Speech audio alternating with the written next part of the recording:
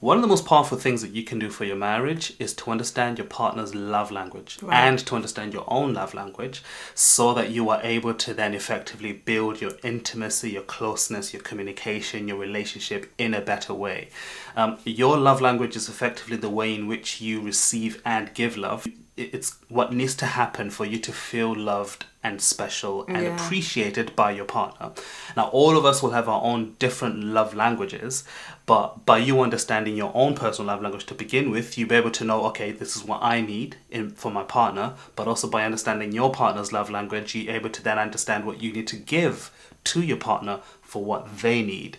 There are commonly 5 different love languages. The 5 of them are words of affirmation, physical touch, receiving gifts, spending quality time together, and acts of service. So those are the 5 common different types and categories of love languages, and we can break down what those kind of mean a little bit later on. But what we thought would be really cool is to share with you our personal love languages to begin with, how we came about to know what, my love language is, what your love language is, and then, what that means and how we go forward from there. So, how are we going to do that? Well, before we dive into it, what we actually did do was complete a love language test, I guess. That's what it's called. Mm-hmm. So you basically answer all these questions, and then at the end, you sort of like tally up your results, and that helps you understand which sort of category you fall into. Yeah. So I did mine and you did yours. And this is separately, by the way. Yeah, like not together. Not together. Yeah. And so I don't know what your results are. You don't know what my results are. Yeah. And this test didn't even take long. It was just a series of, I can't remember, maybe 20 questions or something. Yeah. And it just had like answers like A and B. Yeah. And that's all you had to pick from, and then Effectively, the way the tests are built is kind of like, which of the following makes you feel the most appreciated or the most loved, and then you pick one of the other, and then that helps for you to figure out where you are. And to be fair, you can go online and just type like love language test or something, and one will come up. I feel like they're so readily available for you to just take some time out and just do one and sort of figure out what your love languages are. It's a small piece, like in terms of time, it literally won't even take you long, like not even 5 minutes and you'll be done. But at the end of it, the more powerful thing is you will understand your love language and your partner's love language. So with that said, what is your love language? Or from the quiz, what did you find out? Well, from the quiz, I found that I had 2 that were literally like neck and neck. Interesting. So my 2 were acts of service. Right. And words of affirmation. Okay. So those were the 2 that literally had the same score for the both of them. And then the other ones had less scores for those. Service. Yeah. Let's start with that. What does that mean? So I actually read what my 2 love languages were. So the one you asked me, acts of service, it's basically when you do stuff for me or do stuff that benefits us and our family and our relationship, our marriage, as well as just doing stuff around the house, like the regular stuff like cooking, cleaning, helping me tidy and stuff like that. So it basically all contributes and all falls under acts of service.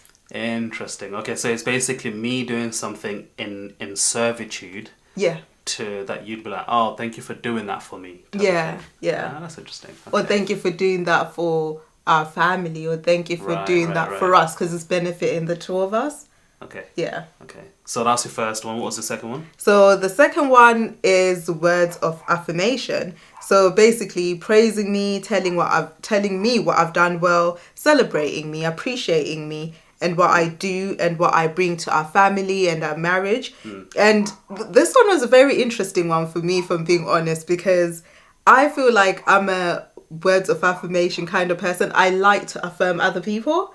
So it was quite surprising that it was one of mine, because I enjoy telling people that, oh my God, you've done really well. You're doing so well in life. I do it with our son as well, where I like to affirm him. But I also feel like it stems from my background and like growing up as a child. I feel like I wasn't affirmed a lot. Like sometimes parents will be like proud of what you did, but then they don't necessarily tell you.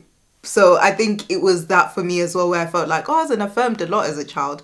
So I really appreciate it now when I'm hearing it. Yeah. But it makes sense, because you tend to give what you would like to receive. Yeah. So you do give a lot of words of affirmation, but that's because that for you, that's what you feel works for you, if that makes sense. Yeah. And I get that completely. Yeah, that's a good point. So what did you find your two were? My two, which the first one was, no, to be fair, I wouldn't say I was surprised by these. So for me, it was physical touch and quality time. Right. So quality time is big for me. So quality time for me, and in the quiz as well, made me realize is what it means is that like I'm able to spend time with you, but it's uninterrupted. Yeah. No phones, no one's in the background kind of like talking to us as well. Like if you're going out to eat, it's the two of us sat down in a restaurant and it's just the two of us. And also we're not like swiping on our phones. We're literally in the moment, in presence together. Yeah. I feel like it's very easy for someone to be like, well, you know, like at home, we've got a home office and we tend to work together quite a lot. So I could easily be like, well, I spend a lot of time with you. We're in the office together on our own screens doing our own stuff. So it's good that you mentioned that it's uninterrupted time. It's uninterrupted. Yeah. And also it's literally like basically the way I see it and think of it, it's like you're giving me your 100% attention. Yeah. As opposed to like I'm here but my mind is elsewhere. Yeah. So that's for me is quality time. And then physical touch is self-explanatory. I feel like it's like everything that's physical intimacy, which I feel is kind of, it's probably the easiest one to not need to explain, because it's all the usual stuff like kissing, holding hands, massages, all that kind of stuff. So and that's physical touch. So those are my two, and I wasn't quite surprised, but I think it was more of a reaffirmation of what they are for me and why they're so important. Because there are other things on there, like for example, you said receiving gifts. Yeah. Which I'm like, I do like receiving gifts, but actually you don't like it as much. Compared to, I don't like it as much. And even words of affirmation, I was like, of course, everybody loves to be told like I'm proud of you, I love you, I support you, I'm there for you.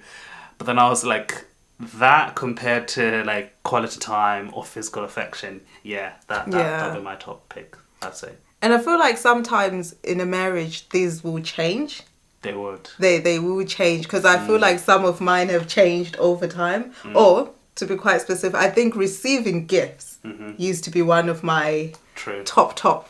It was way up there, if not the top, when we first got married. Yeah. And I used to love a good gift. I always appreciated a gift. It showed me that I was loved. And fair enough, it wasn't always like I wanted something that's expensive. It was just receiving something, even like a small thing to show like, oh yeah, I was thinking about you, so I got you this small thing. So yeah, it used to be one of my favorites, but it dropped off the list by the looks of it. No, but this is exactly what we're trying to highlight, right? Yeah. Which is the fact that you need to understand yourself. Yeah. Like what works for you, and what used to work for you may not work for you anymore, and that's okay. Like that's part of growth. So anyway, so that's understanding yourself. And so why do you think it's important? Because for example, for us as a married couple, we've been married for 9 years now. And for us, it's really important now that I understand what yours are. Yeah. Now you understand what mine are. Where do we go from here? What changes happen, and what does this information give us in our marriage, would you say? So I feel like this information helps us to understand each other better. Like, have you ever heard of other couples saying things like, well, I feel like my husband doesn't understand me, or I feel like my wife just doesn't get me. When you're married, you will grow and things will change. And when you understand this about your marriage, that is part of life, you also understand that your love languages change. It's all about knowing what your husband's or your wife's love languages are, so you know how best to serve them. And I think you said earlier when we're talking about acts of service, it's all about serving each other. You know, like you want to keep that intimacy growing and going, and the best way to do that is to also know how to serve each other. What also happens quite a lot in marriages is that you would assume that what works for you works for your partner. Yeah. For example, physical touch is mine. So imagine if I'm like, physical touch is mine, so it must be yours as well. Yeah. And I'm coming at you like, you know, with all of my physical touchiness, and then fast forward like a couple of weeks, whatever, you're like,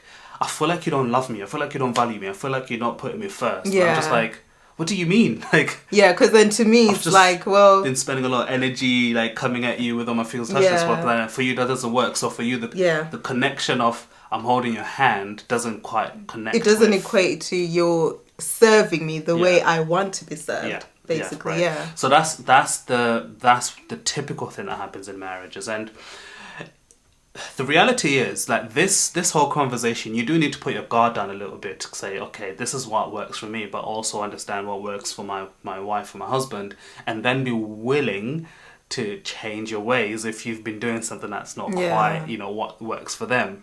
And then the second thing I'd say as well is that you need to just be honest about, you know what, like, this is a thing for me. Like, I know you don't like doing that. Yeah. Or maybe you don't do that as much. Yeah. But just be very honest and say, you know what, receiving gifts is a thing for me. Words of affirmation is a thing for me. I'd like for you to tell me, good morning, babe, how are you? I love you every day. You know, that type of thing. I want you to do that for me because that's a thing for me.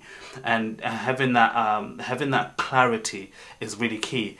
Because I think, unfortunately, what happens sometimes as well when you get married, especially when you've been married for years and years, it's easy to, I guess, slump back into just like, this is just the way things are now. Yeah. Like, I want what I want, but I'm never going to get it. Part of marriage is having these tough conversations, isn't it? And being saying like, okay, you know what, babe? I love you, but I need this and this and this from you. If you want your marriage to succeed and thrive and last, you have to be willing to do what you've just said.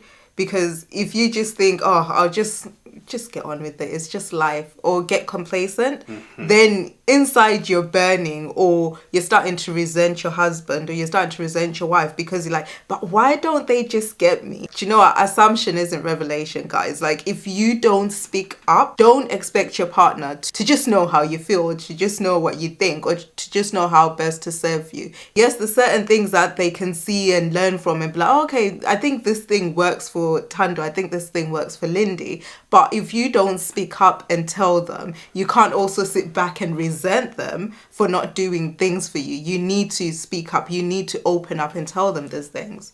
Yeah. So we're going to put a link in the description to a love language quiz that you can do for yourself and also learn about what works for you. Share it with your partner and just ask them, you know what, fill out this quiz and let me know what the results are. Doing it separately is powerful because it really gives you time to really think honestly and then come and share the results together afterwards. Let us know in the comments if you've done a love language quiz before in the past, and if you're willing to share, you know, what works for you or what doesn't work for you. What is it that you're just like, yeah, I don't understand why people like this, it doesn't work for me, etc. Let us know in the comments and we'll see you on the next one.